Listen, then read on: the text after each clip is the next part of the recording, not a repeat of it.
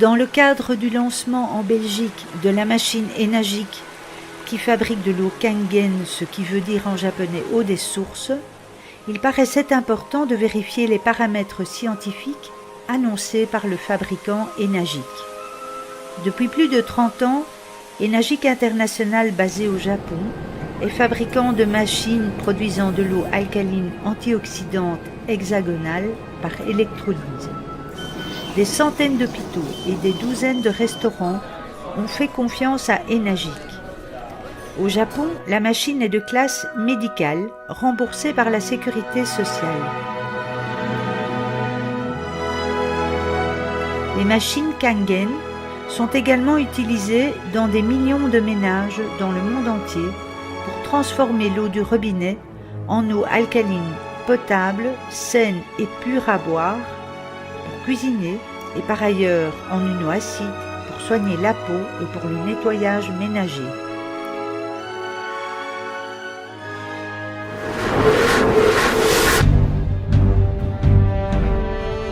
Il nous paraissait opportun de corroborer ces informations du fabricant par des références européennes et en particulier belges.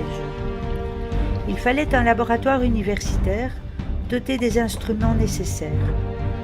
Le professeur Marc Degré, à l'Université libre de Bruxelles, nous a permis de vérifier le pH des eaux produites ainsi que le pouvoir antioxydant ou potentiel ORP ou encore appelé redox.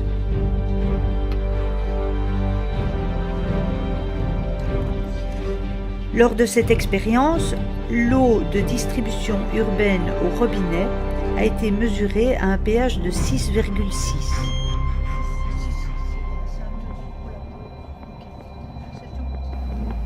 Kangen Water 9.5. Le professeur Marc Degré a mesuré au laboratoire d'électrochimie le pH annoncé par la machine d'une valeur de 9,5 sous contrôle de sondes précises et de solutions tampons de référence. Je mesure le pH qui est de 9,7. 9,8. Ce qui est donc encore mieux qu'annoncé. La valeur antioxydante annoncée de moins 400 mV a été effectivement mesurée à moins 533 mV, ce qui rend l'eau Kangen encore plus anti-âge. 50 et moins 100. Le potentiel d'autres solutions de référence comme du jus d'orange ou de l'eau du robinet frôlait un potentiel antioxydant de plus 100 mV et sont donc hélas oxydantes.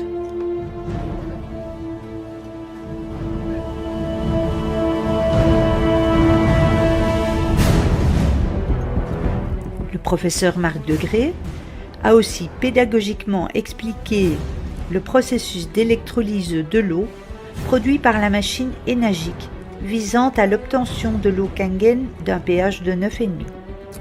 Partons du principe qu'on introduit de l'eau dans un appareil composé d'une cuve comportant deux électrodes qui peuvent être les mêmes au niveau métal, très réactives vis-à-vis des opérations d'électrodes qui vont s'opérer, des électrodes actives, donc dans un métal qui n'a aucune interaction avec le solvant eau, qui est ici du titane, avec une fine couche de platine dessus pour rendre très actif. Donc aucun problème de perturbation avec l'eau. Alors l'eau, il faut savoir que naturellement, l'eau qui nous entoure a de toute façon un équilibre avec les particules de l'eau qui se séparent, c'est-à-dire ces ions. Et ces ions sont la fonction acide, la fonction basique, mélangées dans de l'eau à l'équilibre, de l'eau neutre, avec autant de particules acides que de particules basiques. Très peu, mais suffisant pour rendre l'eau légèrement conductrice de l'électricité. Alors, si on rentre de l'eau entre deux conducteurs électriques, ça veut dire des conducteurs qui laissent passer des électrons, il va y avoir une attirance entre les particules de l'eau qui sont des ions, donc des charges électriques en solution, qui vont être attirées par le pôle électrique opposé. Ainsi, les charges plus vont avoir tendance à aller vers l'électrode négative et les charges moins, basiques, vont avoir tendance à aller vers l'électrode positive. Jusque-là, c'est naturel. Bien. Alors, le but du jeu ici étant de séparer deux eaux différentes, à partir d'une entrée, on va avoir deux sorties différentes, il faut les séparer. Et on sépare par ce qu'on appelle une membrane, qui n'est pas étanche, qui est étanche à l'eau, mais pas à ses composants, c'est-à-dire les ions. Donc cette membrane laissera passer les ions positifs et négatifs. Peut-être plus l'un que l'autre, mais ça n'a pas d'importance ici. Bien. Alors, voyons maintenant ce qui se passe aux électrodes. À l'électrode négative, il va y avoir ce qu'on appelle en chimie une réduction de l'eau, ou du moins de certains composants de l'eau. La réaction est écrite ici. On part des quelques composants acides de l'eau, qui vont donc, par contact avec l'électrode, prendre des électrons, fabriquer une molécule d'eau, donc là, rien de spécial, avec un dégagement d'hydrogène. Compte tenu qu'on consomme l'acide de l'eau dans ce compartiment, il va y avoir pour l'équilibre de l'eau un déficit de protons et donc on va augmenter la concentration en OH-. Donc, en perdant le gaz hydrogène, quelque part, on va augmenter la concentration en OH- ici.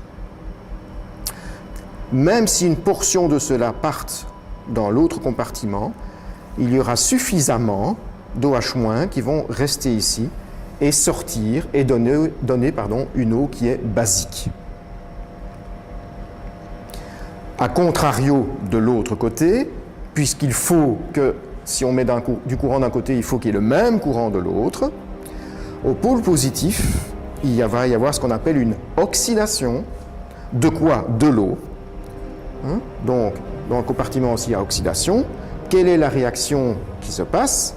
À partir de l'eau, on oxyde l'eau avec dégagement d'oxygène.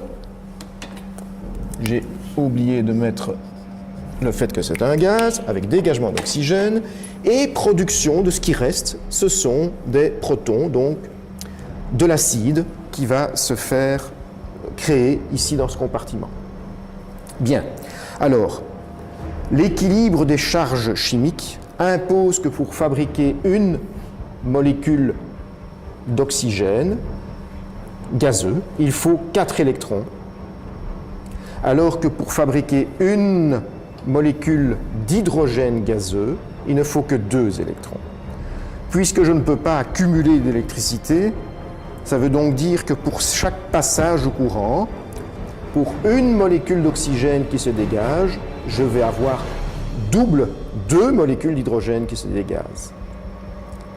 Et donc, il est normal d'obtenir une eau basique ici, nettement plus brumisée, parce que plus de gaz hydrogène, que dans l'eau acide qui sort de la machine. Voilà.